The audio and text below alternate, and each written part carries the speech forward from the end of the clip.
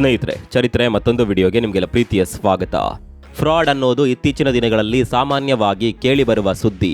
ಅದರಲ್ಲೂ ಇತ್ತೀಚೆಗೆ ಡಿಜಿಟಲ್ ಫ್ರಾಡ್ಗಳ ಸಂಖ್ಯೆ ಹೆಚ್ಚಾಗಿದೆ. ಸೈಬರ್ ಕ್ರೈಮ್, ಡಿಜಿಟಲ್ ಸ್ಕ್ಯಾಮ್ಗಳು ಈಗ ಸರ್ವೇ ಸಾಮಾನ್ಯವಾಗಿದೆ. ಕಾರಣ ಈಗ ಎಲ್ಲವೂ ಕೂಡ ಡಿಜಿಟಲ್ ಮಯವಾಗಿದೆ. ಹೀಗಾಗಿ ಫ್ರಾಡ್ ಮಾಡುವಾಗಲೂ ಡಿಜಿಟಲ್ ಆಗಿಯೇ ಮಾಡಬೇಕು. ಹೀಗಿರುವಾಗ ಈ ಡಿಜಿಟಲ್ ಯುಗದಲ್ಲಿ ಹಳೆ ಕಾಲದ ಶೈಲಿಯಲ್ಲಿ ದೊಡ್ಡದೊಂದು ವಂಚನೆ ನಡೆದು ಬಿಟ್ಟಿದೆ.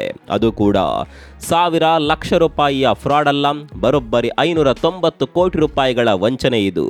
ದೇಶದ ಖ್ಯಾತ ಬ್ಯಾಂಕ್ ಆದ IDFC ಫಸ್ಟ್ ಬ್ಯಾಂಕ್ನಲ್ಲಿ ಇಂಥದ್ದೊಂದು ಸ್ಕ್ಯಾಮ್ ನಡೆದಿದೆ. ಇಂಟ್ರೆಸ್ಟಿಂಗ್ ಸಂಗತಿ ಏನು ಗೊತ್ತಾ? ಈ ತ್ರೈಮಾಸಿಕದಲ್ಲಿ ಈ ಬ್ಯಾಂಕ್ಗೆ ಸಿಕ್ಕ ಲಾಭದ ಹಣಕ್ಕಿಂತಲೂ ವಂಚನೆಯ ಮೊತ್ತ ಹೆಚ್ಚಿದೆ. ಮತ್ತು ಅಚ್ಚರಿಯ ಸಂಗತಿ ಅಂದರೆ ಈ ವಂಚನೆಯಲ್ಲಿ ಬ್ಯಾಂಕ್ ಸಿಬ್ಬಂದಿಗಳೇ ಭಾಗಿಯಾಗಿದ್ದಾರೆ. ಹೌದು, ಈಗಿನ ಕಾಲದಲ್ಲಿ ಸಾಮಾನ್ಯವಾಗಿ ಆಗುವ ಫ್ರಾಡ್ ಅಂದರೆ ಸೈಬರ್ ಅಟ್ಯಾಕ್, ಡಿಜಿಟಲ್ ಸ್ಕ್ಯಾಮಿಂಗ್, ಹ್ಯಾಕಿಂಗ್ ಈ ರೀತಿ ಆಗುತ್ತೆ. ಆದರೆ ಇಲ್ಲಿ ಹಳೆ ಕಾಲದ ಬ್ಯಾಂಕ್ಗಳಲ್ಲಿ ಆಗ್ತಾ ಇದ್ದ ಟಿಪಿಕಲ್ ಫ್ರಾಡ್ ಸ್ಟೈಲ್ನಲ್ಲಿ ವಂಚನೆ ನಡೆದಿದೆ. ಅದು ಕೂಡ ಒಂದೇ ಬ್ರಾಂಚ್ನಲ್ಲಿ ಇಷ್ಟೊಂದು ದೊಡ್ಡ ವಂಚನೆ ನಡೆದು ಬಿಟ್ಟಿದೆ. ಬ್ಯಾಂಕ್ನಲ್ಲಿ ನಡೆದ ವಂಚನೆ ಪ್ರಕರಣ ಸುದ್ದಿ ಆಗ್ತಾ ಇದ್ದಂತೆ ಷೇರು ಮಾರುಕಟ್ಟೆಯಲ್ಲಿ IDFC ಬ್ಯಾಂಕ್ನ ಷೇರುಗಳು ರಕ್ತವಾಂತಿ ಮಾಡಿವೆ. ಒಂದೇ ದಿನದಲ್ಲಿ ಈ ಬ್ಯಾಂಕ್ನ ಷೇರು ಮೌಲ್ಯ ಪಾತಾಳಕ್ಕೆ ಕುಸಿದು ಬಿದ್ದಿದೆ. ಹೀಗೆ ಷೇರು ಮೌಲ್ಯ ಕುಸಿತ ಕಾಣ್ತಾ ಇದ್ದಂತೆ ಹೂಡಿಕೆದಾರರಿಗೆ ಒಂದಲ್ಲ ಎರಡಲ್ಲ ಬರೋಬ್ಬರಿ 14,000 ಕೋಟಿ ರೂಪಾಯಿಗಳ ನಷ್ಟವಾಗಿದೆ. ಅಷ್ಟಕ್ಕೂ ಏನಿದು IDFC ಫಸ್ಟ್ ಬ್ಯಾಂಕ್ನಲ್ಲಿ ನಡೆದ ಹಗರಣ? ಈ ವಂಚನೆ ಬೆಳಕಿಗೆ ಬಂದಿದ್ದು ಹೇಗೆ? ಹಳೆ ಕಾಲದ ಶೈಲಿಯಲ್ಲಿ ವಂಚಕರು ಸ್ಕ್ಯಾಮ್ ಮಾಡಿದ್ದು ಹೇಗೆ? ಎಲ್ಲವನ್ನ ಡೀಟೇಲ್ ಆಗಿ ತೋರಿಸ್ತೀವಿ ನೋಡಿ.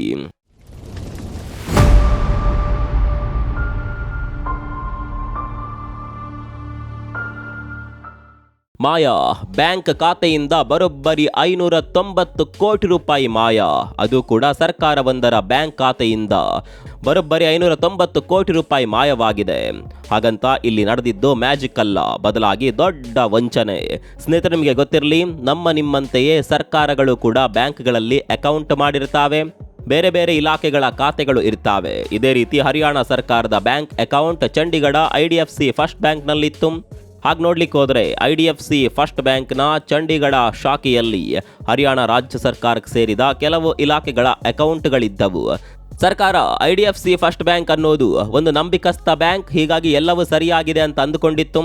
ಆದರೆ ಹರಿಯಾಣ ಸರ್ಕಾರದ ಇಲಾಖೆಯೊಂದು ತನ್ನ ಅಕೌಂಟನ್ನು ಕ್ಲೋಸ್ ಮಾಡಿ ಅದರಲ್ಲಿರುವ ಹಣವನ್ನು ಬೇರೆ ಬ್ಯಾಂಕ್ಗೆ ವರ್ಗಾವಣೆ ಮಾಡೋದಕ್ಕೋಗುತ್ತೆ. ಯಾವಾಗ ಅಕೌಂಟ್ ಕ್ಲೋಸ್ ಮಾಡೋದಕ್ಕೆ ಹೋಗ್ತಾರೋ ಆಗ ಅಕೌಂಟ್ನಲ್ಲಿ ದುಡ್ಡೇ ಇರಲಿಲ್ಲ. ಅಕೌಂಟ್ನಲ್ಲಿದ್ದ ಕೋಟಿ ಹಣ ಮಾಯವಾಗಿತ್ತು. ಅದು ಕೂಡ ಬರೋಬ್ಬರಿ 590 ಕೋಟಿ ರೂಪಾಯಿ ಮಿಸ್ ಆಗಿತ್ತು.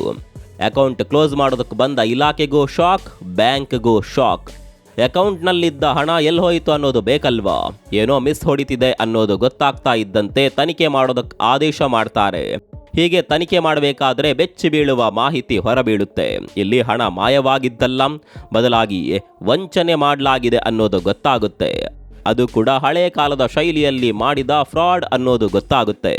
ಡಿಜಿಟಲ್ ಸ್ಕ್ಯಾಮ್ ಆದರೆ ಯಾರು ಬೇಕಾದರೂ ಮಾಡಬಹುದು. ಆದರೆ ಯಾರೋ ನಮ್ಮ ಮೊಬೈಲನ್ನು ಹ್ಯಾಕ್ ಮಾಡಿದ್ರೂ ಕೂಡ ನಮ್ಮ ಅಕೌಂಟ್ನಿಂದ ದುಡ್ಡು ಹೋಗುವ ಸಾಧ್ಯತೆ ಇರುತ್ತೆ. ಆದರೆ ಇಲ್ಲಿ ಯಾವುದೇ ಡಿಜಿಟಲ್ ಬ್ರೀಚ್ ಆಗಿರಲಿಲ್ಲ. ಹೀಗಾಗಿ ಮೊದಲು ಅನುಮಾನ ಬರೋದೇ ಬ್ಯಾಂಕ್ ಸಿಬ್ಬಂದಿ ಮೇಲೆ. ಕೊನೆಗೆ ಆ ಅನುಮಾನ ನಿಜ ಕೂಡ ಆಗುತ್ತೆ. ಚಂಡೀಗಢ ಬ್ರಾಂಚ್ನ ಕೆಲ ನೌಕರರು ಹೊರಗಿನ ವ್ಯಕ್ತಿಗಳ ಜೊತೆ ಶಾಮೀಲಾಗಿ ಫೋರ್ಜರಿ ಚೆಕ್ಗಳನ್ನು ಬಳಸಿ ಮತ್ತು ಸಿಸ್ಟಮ್ನಲ್ಲಿ ಮ್ಯಾನ್ಯುವಲ್ ಆಗಿ ತಿದ್ದಿ ಈ ಹಣವನ್ನು ಬೇರೆಡೆಗೆ ವರ್ಗಾಯಿಸಿದ್ದಾರೆ ಅನ್ನೋದು ತನಿಖೆಯಾಗಿ ಗೊತ್ತಾಗುತ್ತೆ. ಈ ವಿಚಾರ ಬೆಳಕಿಗೆ ಬರ್ತಾ ಇದ್ದಂತೆ 4 ಬ್ಯಾಂಕ್ ಸಿಬ್ಬಂದಿಗಳನ್ನು ಕೂಡಲೇ ಸಸ್ಪೆಂಡ್ ಮಾಡಲಾಗುತ್ತೆ. ಅಷ್ಟೇ ಅಲ್ಲ, RBIಗೆ ಕೂಡ ಮಾಹಿತಿ ನೀಡಲಾಗಿದೆ. ಇಲ್ಲಿ ಒಂದು ವಿಚಾರ ಗಮನಿಸಬೇಕು. ಒಂದು ಅಕೌಂಟ್ನಿಂದ ಮತ್ತೊಂದು ಅಕೌಂಟ್ಗೆ ಇಲ್ಲಿ ಹಣವನ್ನು ಟ್ರಾನ್ಸ್ಫರ್ ಮಾಡಲಾಗಿದೆ. ಅಂದರೆ ಕ್ಯಾಶ್ ರೂಪದಲ್ಲಿ ಹಣ ಹೊರಗೋಗಿಲ್ಲ. ಹೀಗಾಗಿ ಯಾವ ಖಾತೆಗಳಿಗೆ ಹಣ ವರ್ಗಾವಣೆಯಾಗಿದೆ ಅನ್ನುವ ಬಗ್ಗೆ ಮಾಹಿತಿ ಸಂಗ್ರಹ ಮಾಡಲಾಗ್ತಾ ಇದೆ. ಹಣ ವರ್ಗಾವಣೆಯಾಗಿರುವ ಖಾತೆಗಳನ್ನು ಸೀಸ್ ಮಾಡಲು ಆಯಾ ಬ್ಯಾಂಕ್ಗಳಿಗೆ ಮನವಿಯನ್ನ ಕೂಡ ಸಲ್ಲಿಕೆ ಮಾಡಲಾಗಿದೆ. ವರ್ಗಾವಣೆಯಾದ ಖಾತೆಯಿಂದ ಕ್ಯಾಶ್ ತೆಗೆದಿದ್ದಾರೋ ಇಲ್ವೋ ಗೊತ್ತಿಲ್ಲ.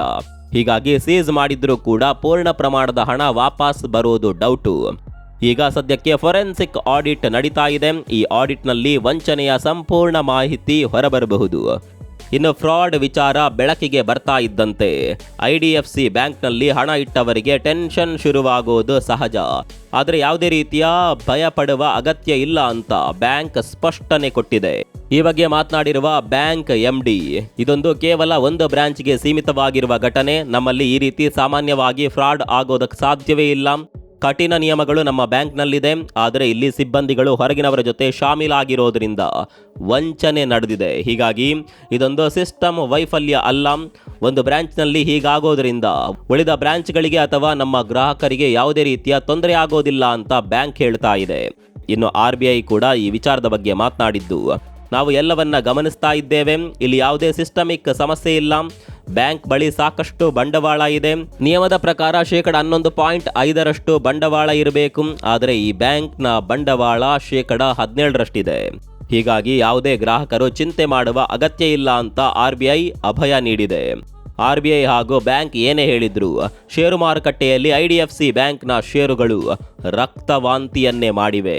ಸೋಮವಾರ ಮಾರ್ಕೆಟ್ ಓಪನ್ ಆಗ್ತಾ ಇದ್ದಂತೆ IDFC ಫಸ್ಟ್ ಬ್ಯಾಂಕ್ನ ಷೇರುಗಳು 20% ಕುಸಿತ ಕಂಡಿದ್ದವು. ಅಂದರೆ ಕೆಲವು ನಿಮಿಷಗಳಲ್ಲಿ ಹೂಡಿಕೆದಾರನ ವೆಲ್ತ್ನಲ್ಲಿ 1,000 ಕೋಟಿ ರೂಪಾಯಿ ಮಾಯವಾಗಿತ್ತು. ಒಂದು ಅಂದಾಜಿನ ಪ್ರಕಾರ ಈ ಪರಿಯ ಕುಸಿತದಿಂದ ಬರೋಬ್ಬರಿ 14,000 ಕೋಟಿ ರೂಪಾಯಿ ನಷ್ಟವಾಗಿದೆ. ಯಾಕೆ ಇಷ್ಟೊಂದು ಪ್ರಮಾಣದಲ್ಲಿ ಷೇರು ಮೌಲ್ಯ ಕುಸಿತವಾಯಿತು ಅಂದರೆ ಅದಕ್ಕೆ ಹಲವಾರು ಕಾರಣಗಳಿದೆ. 3ನೇ ತ್ರೈಮಾಸಿಕದಲ್ಲಿ ಈ ಬ್ಯಾಂಕ್ 503 ಕೋಟಿ ರೂಪಾಯಿ ಲಾಭ ಗಳಿಸಿತ್ತು. ಹೀಗೆ ಒಂದು ತ್ರೈಮಾಸಿಕದಲ್ಲಿ ಗಳಿಸಿದ ಲಾಭದ ಮೊತ್ತಕ್ಕಿಂತಲೂ ವಂಚನೆಯಾದ ಹಣದ ಮೊತ್ತ ಹೆಚ್ಚಿದೆ. ಹೀಗಾಗಿ ಒಂದೇ ಸಮನೆ ಈ ಪರಿಯ ಕುಸಿತ ಕಂಡಿದೆ. ಹಾಗಾದರೆ ವಂಚನೆ ಆಗಿರುವ ಹಣವನ್ನು ರಿಕವರಿ ಮಾಡೋದಕ್ಕೆ ಸಾಧ್ಯವೇ ಇಲ್ವಾ ಅನ್ನುವ ಪ್ರಶ್ನೆ ನಿಮ್ಮಲ್ಲಿ ಮೂಡಿರಬಹುದು. ನಾವು ಆರಂಭದಲ್ಲೇ ಹೇಳಿದಂತೆ ಎಲ್ಲ ಹಣವನ್ನು ರಿಕವರಿ ಮಾಡೋದು ಕಷ್ಟ, ಆದರೆ ಸ್ವಲ್ಪವಾದರೂ ವಾಪಸ್ ಬಂದೇ ಬರುತ್ತೆ.